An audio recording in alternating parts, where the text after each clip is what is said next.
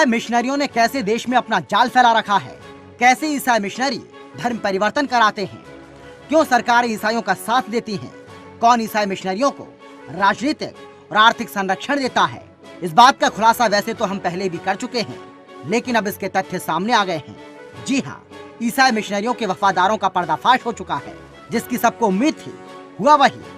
मिशनरियों के वफादार वही निकले जिन पर पहले भी उंगली उठती रही थी। कर्नाटक की कांग्रेस सरकार ईसाई मिशनरियों को दाना पानी दे रही है धर्म परिवर्तन के लिए। ये बात आरटीआई के एक जवाब में साबित हो चुकी है। कैसे कर्नाटक की कांग्रेस सरकार गिरजाघरों को पैसे दान कर रही है। इसके कहने पर कांग्रेस सरकार ने गिरजाघरों को बनाने और उनकी मरम्मत कराने के लिए पैसा दिया। कुछ लोग सवाल उठा रहे हैं, ये काम सिद्धारमैया ने कांग्रेस के शीर्ष नेतृत्व के कहने पर किया। जैसे ही कर्नाटक में कांग्रेस की सरकार आई, धर्म के आधार पर ईसाइयों के प्रतिशत में बढ़ोतरी होने लगी। ओडिशा, कर्नाटक, तेलंगाना, आंध्र प्रदेश और केरल से लेकर झारखंड और छत्तीसगढ़ में मिशनरियों ने अपना जाल आदिवासी क्षेत्रों में फैला लिया है।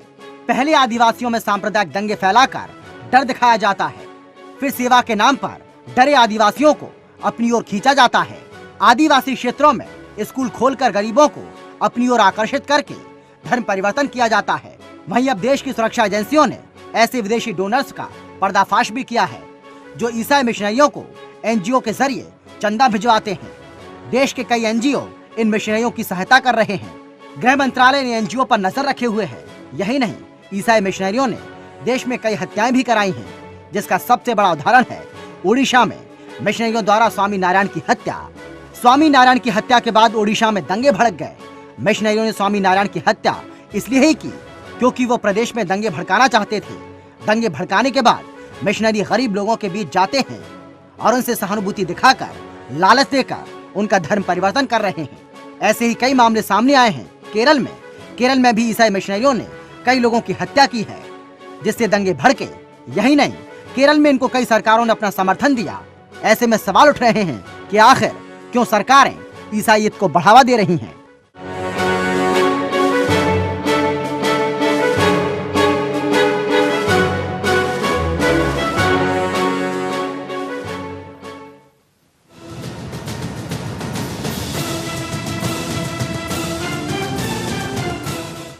आरटीआई ने कांग्रेस सरकार के धर्मांतरण की पोल खोली है। धर्मांतरण कराने वाली ईसाई संस्थाओं को कांग्रेस सरकार ने बांटे करोड़ों रुपए। इससे देश में हड़कंप मच गया है कि कैसे कांग्रेस देश का ईसाईकरण करने पर तुली हुई है। जी हां, कांग्रेस की कर्नाटक सरकार जनता के पैसे से देश का ईसाईकरण कर रही है। कई लोग सवाल उठा रहे हैं कि ये ईसाईकरण कांग्रेस के शीर्ष नेतृत्व के कहने पर हो रहा है। वैसे तो देश में ईसाई मिशनरियों का जाल फैला है, लेकिन सरकार इनको धन देती है, ये पहली बार तथ्यात्मक रूप से सामने आया है। ईसाई धर्म को बढ़ावा देने के लिए विदेशों से भारत में जड़ जमाने के लिए तमाम मिशनरीज संचालित हैं। ये हिंदू व दूसरे धर्म के लोगों को तमाम तरह के खैरात बांटकर उन्हें ईसाई धर्म अपनाने के लिए प्रेरित करती है। इसके लिए ये मिशनरीज उनके धर्म की बुराइयां आदि करती हैं। आरटीआई में ये खुलासा हुआ है कि कांग्रेस शासित राज्य कर्नाटक में सिद्धारमैया की सरकार ने बीते कुछ समय में ईसाई संस्थाओं को करोड़ों रुपए दान दिए हैं। इससे सवाल उठता है कि क्या कर्नाटक में कांग्रेस सरकार ईसाई धर्म को बढ़ावा दे रही है। ये पैसे राज्य में बने चर्च की मरम्मत और सुंदरीकरण के नाम पर दिए गए हैं। इसके अलावा बड़ी रकम नए चर्च और क्रिश्चियंस कम्युनिटी हॉल बनाने के लिए दी गई है।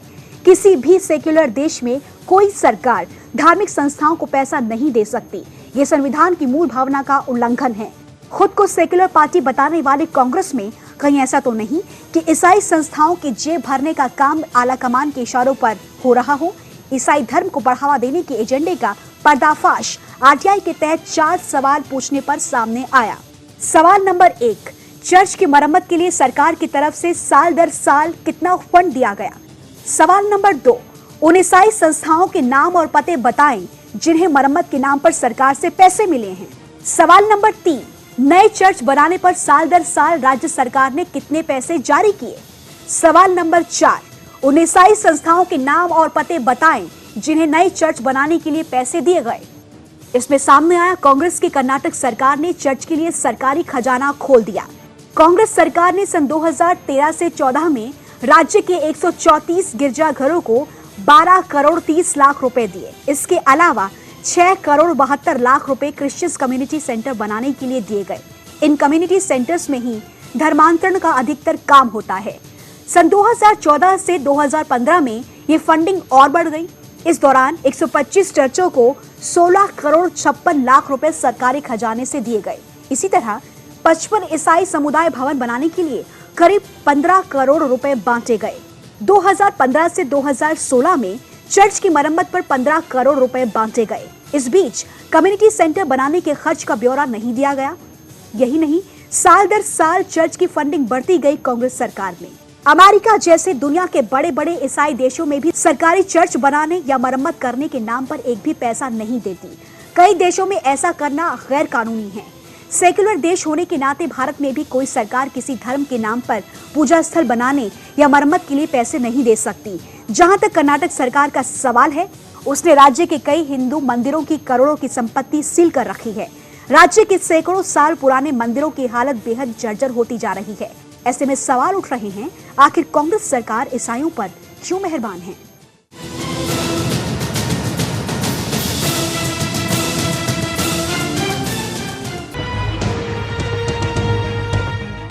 धर्म परिवर्तन का सबसे बड़ा खुलासा किया है देश की सुरक्षा एजेंसियों ने। सुरक्षा एजेंसियों ने बताया है, देश में कई एनजीओ धर्म परिवर्तन और दंगे कराने में शामिल है।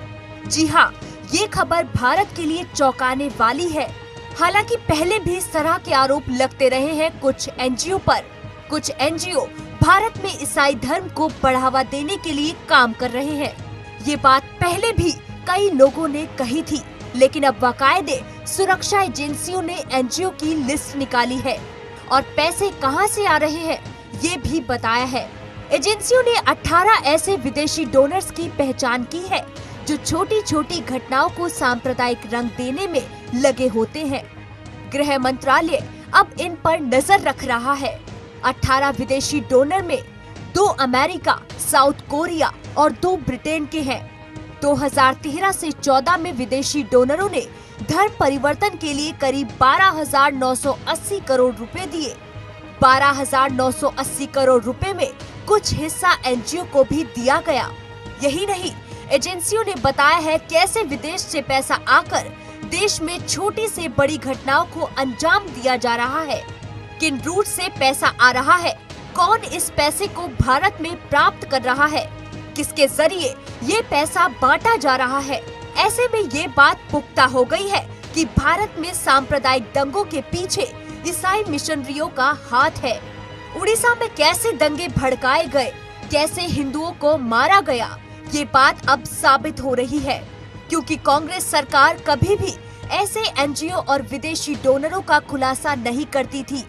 लेकिन कई लोग इन एनजीओ पर सवाल उठाते रहे। आज ये बात साबित हो चुकी है।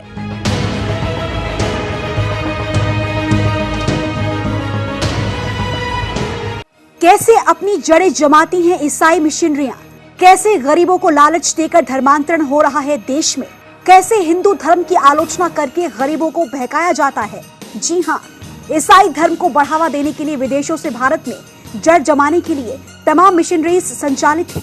ये हिंदू व दूसरे धर्म के लोगों को तमाम तरह के खैरात बांटकर उन्हें ईसाई धर्म अपनाने के लिए प्रेरित करती है। इसके लिए ये मिशनरीज उनके धर्म की बुराइयां करती हैं। हिंदुओं में छुआछूत व जातिवाद की भावनाओं के नाम पर भड़काकर अपने पाले में लाने की कोशिश करती है।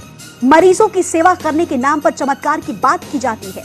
जहां भी इन्हें ईसाई धर्म को बढ़ावा देना होता है, वहां पहले ये अपना एजेंट भेजते हैं।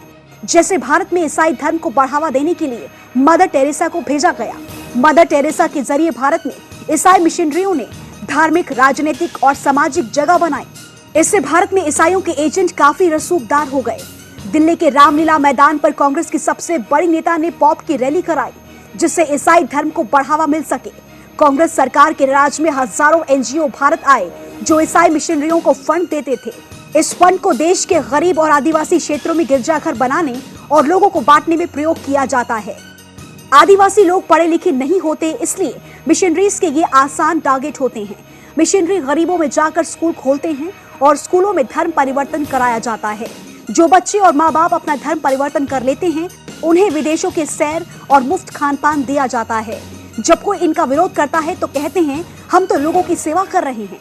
लेकिन लालच देकर धर्म परिवर्तन इन लोगों का आसान जरिया बन गया है, क्योंकि लोग इनके षड्यंत्र को नहीं पहचान पाते, इसलिए इनके जाल में फंसते चले जाते हैं। क्योंकि हमारे देश में धर्म परिवर्तन पर कोई सख्त कानून नहीं है, इसलिए ये उसका फायदा उठाते रहते हैं। देश का कानून कहता है कि आप अपने धर्म का प्रचार कर सकते हैं, लेकिन किसी को लालच देकर धर्म परिवर्तन नहीं करा सकते। वही मिशनरीज खुलेआम कांग्रेस के राज में हिंदुओं को ईसाई बनाते रही हैं। कुछ राज्यों में ईसाई धर्म परिवर्तन कराने के जुर्म में अरेस्ट भी हुए, लेकिन उन पर कोई सख्त कार्रवाई नहीं हुई। इलाज के नाम पर ईसाई मिशनरी चमत्कार की बात करते हैं और लोगों को अपने जाल में फंसाकर ईसाई बनाते हैं। महाराष्ट्र के पुणे में चर्च पर ऐसे ही आरोप लगे। चर्च के पादरी को गिरफ्तार किया गया। वहीं मध्य प्रदेश में 18 लोगों को अरेस्ट किया गया धर्म परिवर्तन करने के जुर्म में।